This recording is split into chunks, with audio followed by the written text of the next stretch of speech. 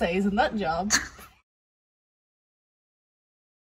So a little heads up, today's video is going to be very FE engine content heavy. Actually, it's probably going to be mostly the only thing you'll see is FE engine content.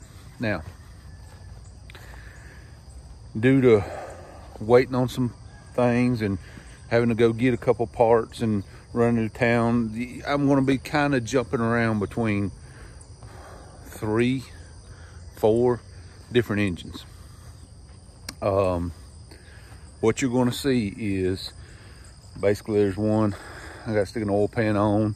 There's another that I got to put a pair of heads on and then set on a run stand and break it in. There's a special project that we're going to be doing with one motor, and then I got to pick up another FE motor. I'll go over everything as we go through the video. The only thing you probably will not see in this episode is an engine actually go on the run stand. I'm gonna save that for the next video. Mainly due to the fact that it's a good reason for y'all to come back, right? But one of the things I think a lot of people will find interesting, if you will stick around till probably the last half of the video, or last third, something like that, we're gonna go pick up an FE motor that, well, I bought it as a parts motor. There's a gnat trying to fly in my mouth.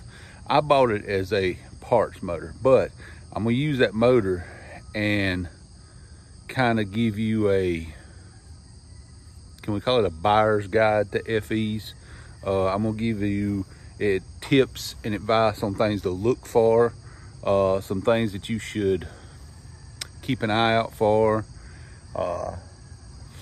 clues on what you're looking at, things like that. We're going to use this as a teachable engine to kind of give you an idea of what you're looking at and what you should avoid and what is not a big deal, and you know why you should or shouldn't pick up an engine. Y'all just watched the video. Thank you for everyone who has subscribed. Remember, hit the subscribe, comment, like, all those things. And yeah, let's just get into it. Where the oil pan goes, and timing chain cover and all that stuff. See, I had to buy a new oil pan gasket because I had an oil pan gasket. I had a complete gasket set, but I had another engine that I was working on that I was putting a timing chain cover on, and I needed part of an oil pan gasket. And I thought I had several of these, but apparently that was not the first time I had robbed part of an oil pan gasket. So I have about 4 oil pan gaskets around here with about that much of the front of them cut off. They eventually blue interior. Oh, I was on board with everything, right? You said changing the interior. I know, you like the red interior. That red interior's hot on the car. How many cars have you seen with blue interior? Bunch. Well, I've never seen one. It was like one of the most common Ford interiors out there. I've never seen a car with blue interior. You have, and I've got pictures of you sitting in one with blue interior.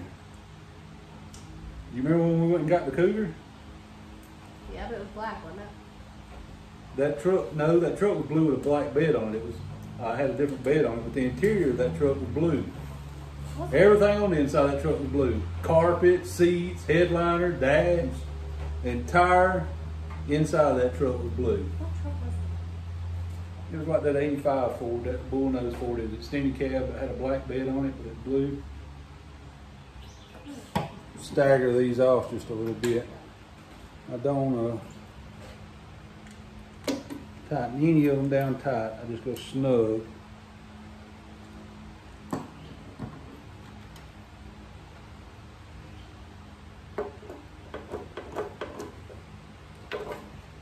The first round.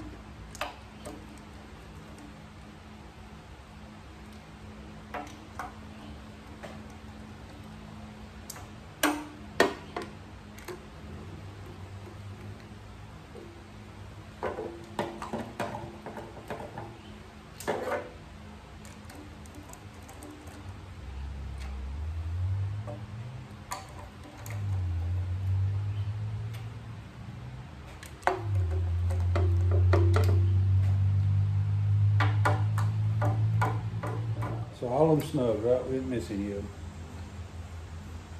We'll let that RTV, we'll give it a minute. They're all snugged up, and then we'll go back and just on each one of them. Make sure, and the whole bottom end of this engine here will be buttoned up, and then all we got to do is put heads and intake on this engine. That'll give us 2 engines that we'll have complete, and I gotta get the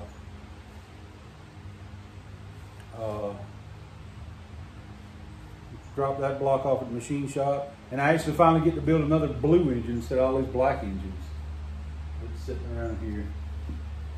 Ford Blue. Get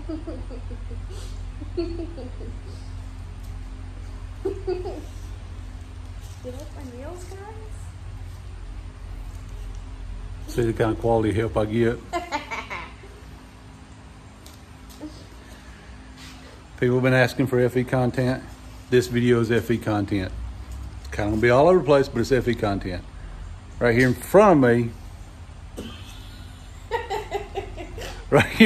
me, is the FE we've been building for a gentleman in Georgia. I still gotta get the heads down and assemble them and put them on the engine, and then this engine will be ready to go on the run stand and break it in.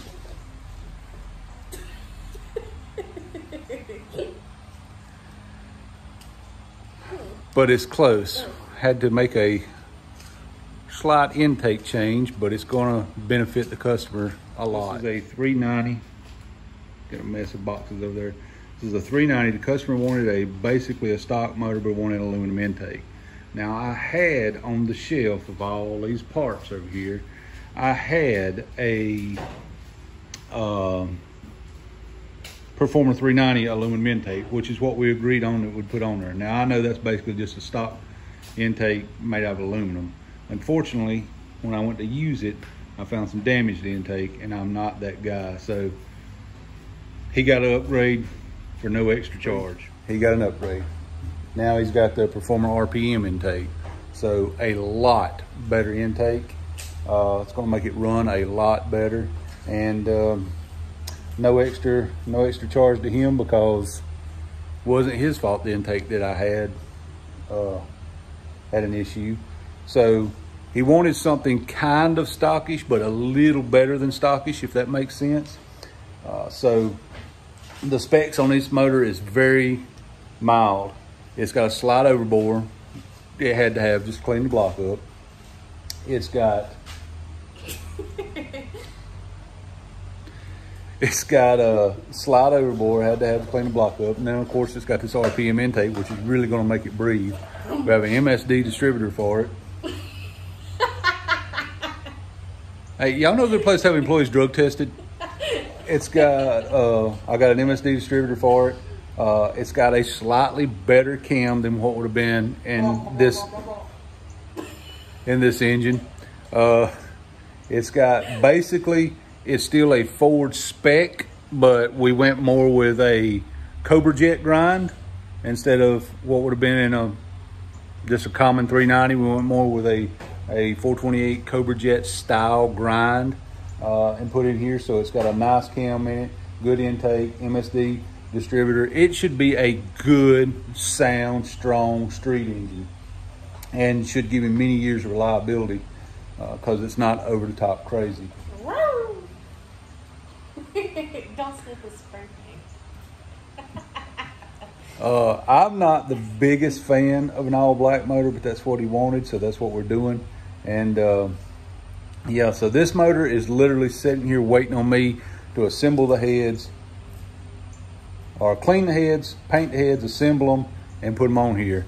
As you know, with the surgery I had, the doctor wouldn't allow me to lift very much, so I couldn't exactly lift the heads. But now I'm getting to the point where we can get them picked up and get them on there. So this one is almost ready to go on the engine run stand. Hopefully this weekend I will have this engine assembled and getting ready to sit on the engine run stand and break in the cam and do all those things that need to be done. So hopefully this weekend this engine will be running. And just so you know what I was talking about earlier, this intake has been laid on my shelf for literally 5 years, just collecting dust, as you can see. And I knew it was there, but it'd been forever since I looked at it. And when I talked to the customer, they wanted an aluminum intake, and I just gave him a deal on this one because it was what I had here. Well, I never paid any attention. There's a stud broke off here, and there's one broke off right there, but it's down in the intake, which, no big deal.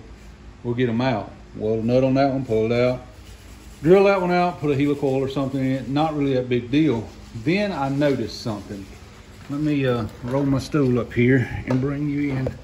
Someone, let me see if I can get the camera on it, had already tried to drill that out and busted through the side of the intake here. You guys know I'm a huge proponent of doing stuff. I mean, get out there and just live and do stuff and build cool stuff and do things. And everybody has to start somewhere. But when you see the bit is not going straight, quit. Now I can fix this, but I'm not gonna fix it and pass it off to a customer. I won't do that. I'll use this on something I build. And what I'll end up doing is just welding up. I'll clean that side up right there. I'll weld it up, and I'll end up welding that hole up, pulling that other stud out, and I'll re-drill and re-tap that hole, and I'll fix it. But I'm not gonna sell a repaired intake to somebody. It's just not who I am. I'm not gonna do that. Now, granted, he probably wouldn't have minded if I'd have talked to him about it. Maybe he would, I don't know. I never mentioned it to him. So, because I knew there was something wrong with it, I wasn't passing it off on somebody else. So I happened to have, I've been waiting for months to get it because it was back ordered for a project that I'm doing. I happened to have an RPM intake, brand new, still wrapped in plastic, in the box. Matter of fact, right there's the box. I had that intake laying here, so he got an upgrade. Those intakes now are bringing silly money. That intake right there from Summit is nearly $700 now. That's insane. I was buying those intakes not long ago, brand new, for 500 bucks. A second FE engine that you're going to be seeing here on the channel in the next week or so. Now this one is we're just building a short block for someone. This block that I've had sitting here in the corner, kind of hiding out here, that I was saving for a project, I'm actually sending it to the machine shop to be cleaned up. It's going to a customer in Florida. Not really a customer, but it's going to someone in Florida. We've got someone in Florida that we're doing a short block for. We're doing a 30 over basic short block, but we're going to gap the rings a little extra wide, and some of you savvy folks know why we gap rings extra wide. And they have already, waiting for this engine, a top end kit from Edelbrock to go on it. This build, some of you folks may know them. It's going to a cool young lady in Florida that you have seen floating around before. Look her up. It's called Riley's Rebuilds. She does phenomenal stuff with Edelbrock carburetors. If you look her up, that's who's getting this, and she's got a killer project for it that I'm not going to tell you what it is. I'll let her tell you all about that. But that's what that's going for, and hopefully we have that up and going sometime in the next couple of weeks. So stay tuned for more on that, because we got to get that block to the machine shop and get it dropped off.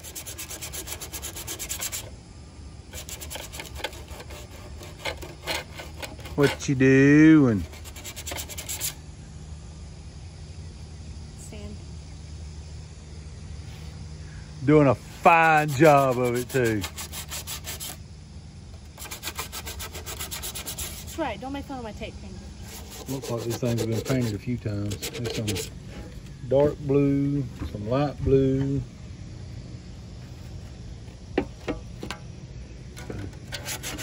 We'll get them all cleaned up.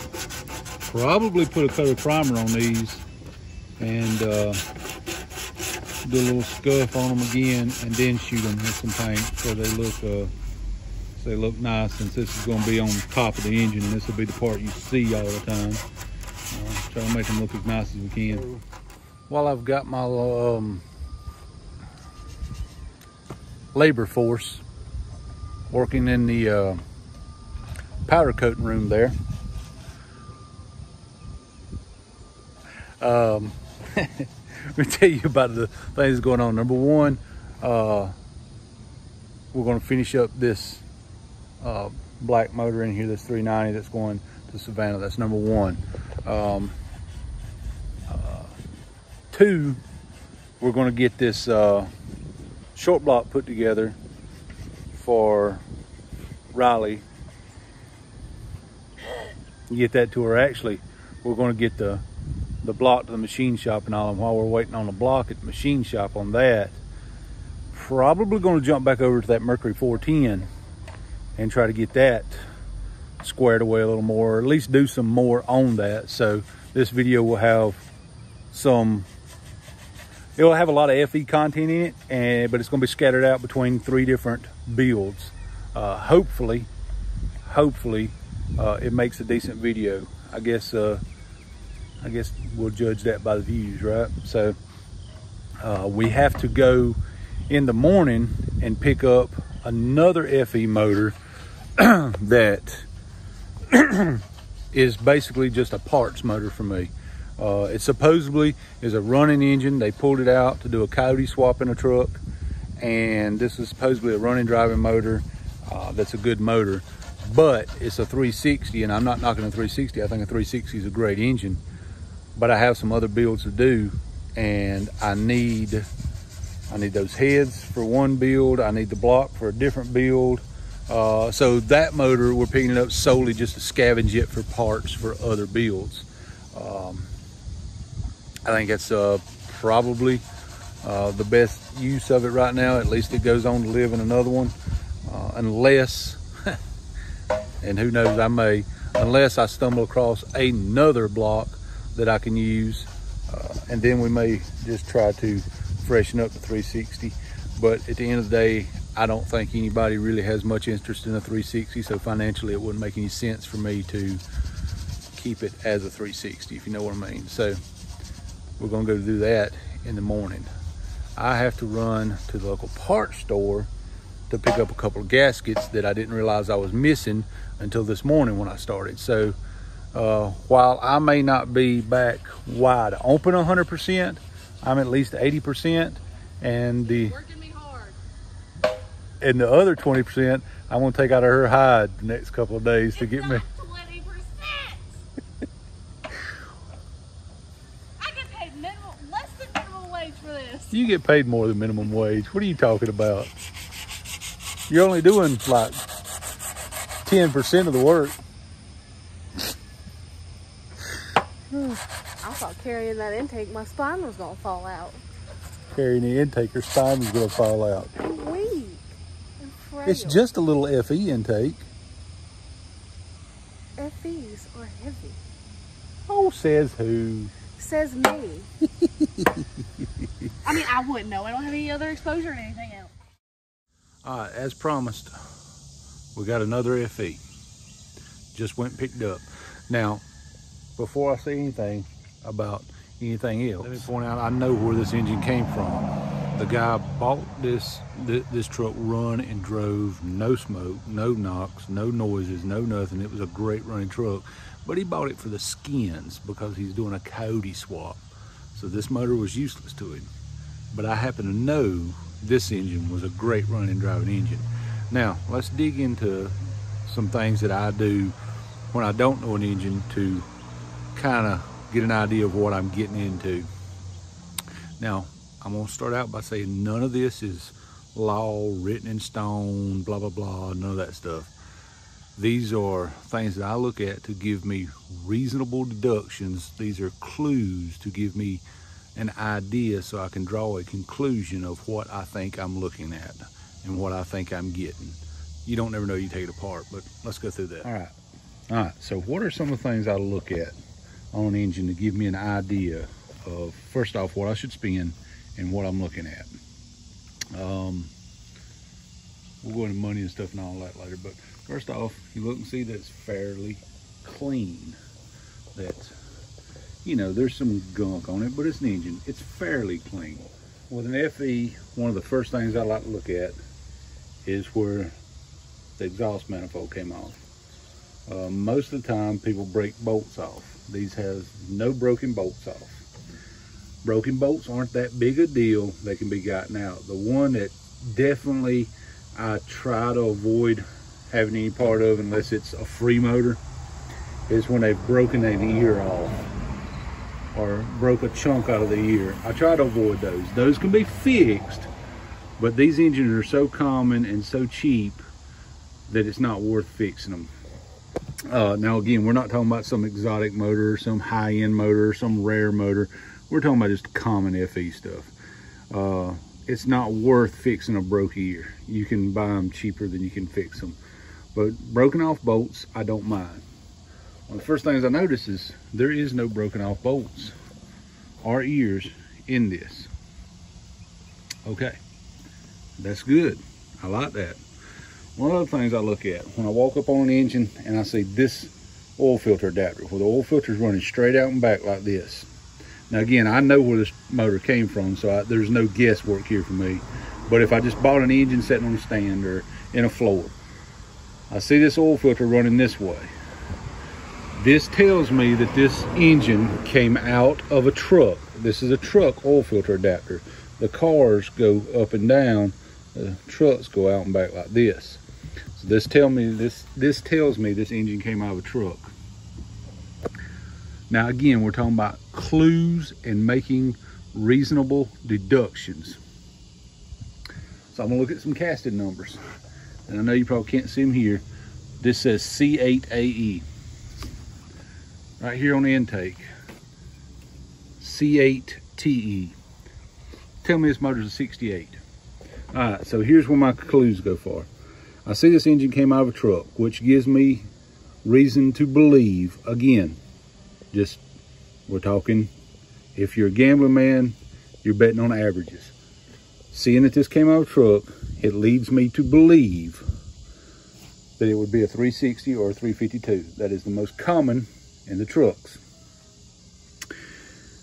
Seeing that it is a 68, I would say it's a 360.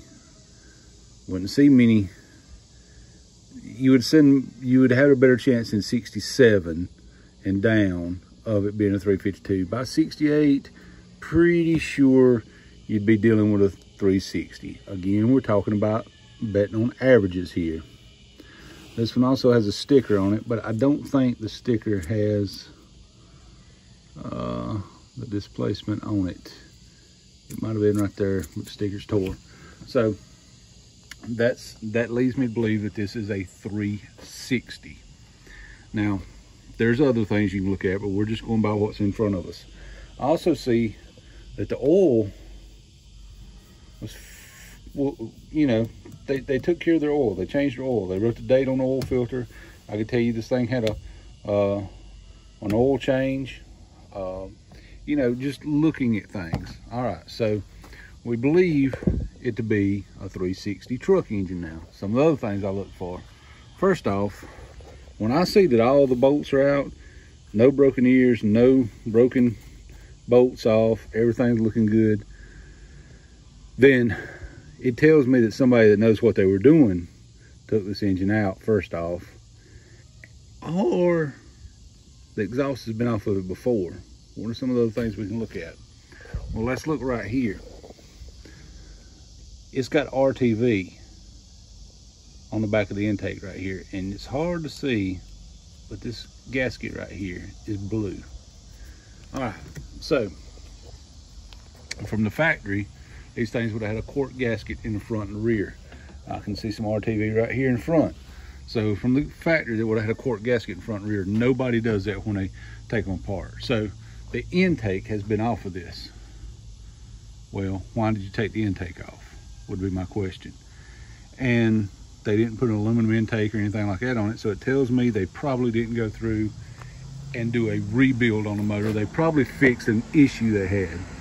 So I'm going to deduce by the fact that this exhaust looks like it's been, the heads look like the exhaust is taken off properly and the intake's been off of it. I'm going to deduce that they probably put head gaskets on it, or maybe as much as had the heads redone on it. And we'll know when we start taking it apart. So what I'm looking at is something that looks like it's been maintained well to date. Looks like it's probably had some at least top end work done to it,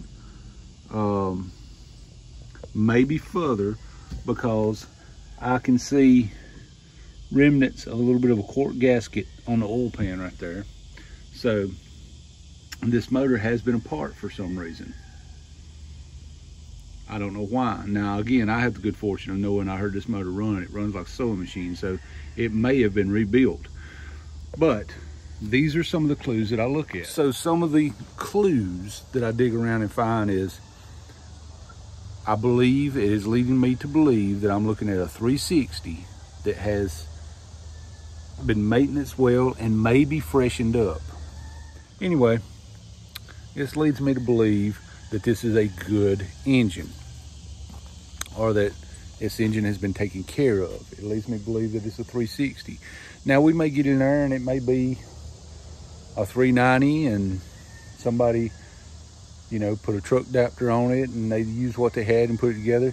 It may have been originally a 360. Somebody made it a 390. You can do that. There's several things that can be done, but if I'm putting a money bet on something, right now I'm betting on this thing being a 360 that's probably had a valve job. That's what I'm betting on. Maybe they went in there and figured why it's out. We're gonna put an oil pan gasket on it, we're gonna put an oil pump on it or something along those lines. I don't know. We'll have to take it apart and find out. But I'm giving you some clues of things to look. This engine is destined to be a parts engine. I've got 2 or 3 projects going on and I need to replenish some of my supply of parts. First off, these valve covers are stupid nice. So I probably have a project all ready for them. I got something I want to do with these heads. This block's probably destined to get bored and honed for a 390 project. I needed an alternator bracket and a balancer for, well, I needed an alternator bracket for Wayland. I need a balancer for another project. The 2-barrel intake will probably go in a scrap pile. We got a coil bracket right here. I need that for Wayland. So thermostat housing here, I need that for a different project. This thing right here is just a plethora of parts for me. There's hundreds and hundreds of dollars worth of parts here, and that's why I picked this engine up. It's a bonus that it's a good engine. At the end of the day, you know, we've got some decent parts to work with. Now, what would be awesome is if somebody's put a big roller cam in it and I've got some nice lifters and adjustable rockers and all that stuff. That won't happen, but you know, it's always nice. So yeah, I can see remnants of a Fel-Pro gasket sticking out of the valve cover right there, which we know it would have had to come off because the intake's off. These are some things you can look for. I would suggest staying away from broken ears on exhaust manifolds. These are common motors, they're common heads, unless it's some exotic head or it's the head that came factory on your car or truck and you want it to be a concourse restoration. They can be repaired. I would stay away from broken ears on an exhaust manifold. So what I'm saying is there's value in all these parts, and that's what this motor is for me. It's a parts motor. But I wanted to give you kind of an idea of some of the things to look for. Again, this adapter right here where the oil filter sticks straight out, that's a dead giveaway that motor was in a truck. Most cars, if you have that adapter on it, you can't get the oil filter off. Trucks have more room in them. So that's a dead giveaway that it was a truck motor. 90% of the time when you see one that's a truck motor, it's gonna end up being a 360. Now, I'm not saying that somebody couldn't have built them a 390 and they're putting it back in their truck, so they just stuck that back on there because they had it, yes, it's possible. But if I'm putting money down and I'm gambling on a 360. And I'm gambling that this is a 360. Anything other than 360, that's just a nice bonus for me. But I'll get it out of the back of the truck. I'll put it on the engine stand. And when I start taking it apart, I'll show you some of the stuff that I find. It won't be in this video. I'm probably gonna draw the end of this video here because it's getting kind of long. But I just wanted to give you a basic idea of things to look for. I didn't even look to see if those.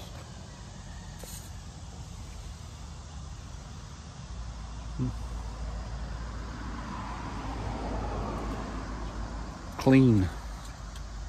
I like clean. So yeah, there you go.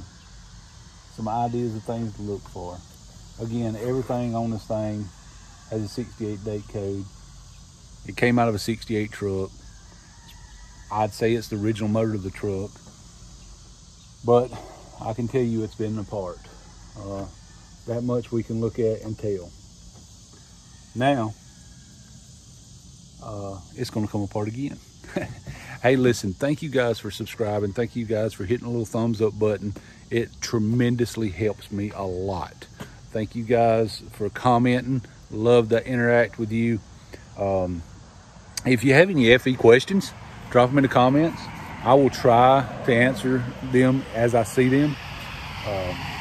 And if it's cheap, I'll gamble on it here. At the end of the day, I gotta have parts, so spending a couple of $100 for a motor that somebody else is probably just gonna discard or let sit in the yard and lock up and be garbage anyway, it's worth it to me. Just have the parts on the shelf. I hope the Lord blesses y'all today more than he did yesterday. I hope you have a wonderful weekend. God bless each and every one of you. And again, thank you for subscribing. If you have not, please consider hitting that subscribe button, hitting the like button, making a comment, do all those things that help us out, and share with your friends. The more the channel grows, the more we can do more stuff like the giveaway we did last night with the MSD distributor. I can't remember the gentleman's name right off the top of my head that won it, but I've already been in contact with him. Ironically, he's an FE guy, which I imagine a lot of you guys are since you found the channel, but he's an FE guy, so we're gonna be sending him an MSD distributor for an FE engine. Kind of awesome. But thank you guys for watching. Thank you for subscribing. We will see you next time.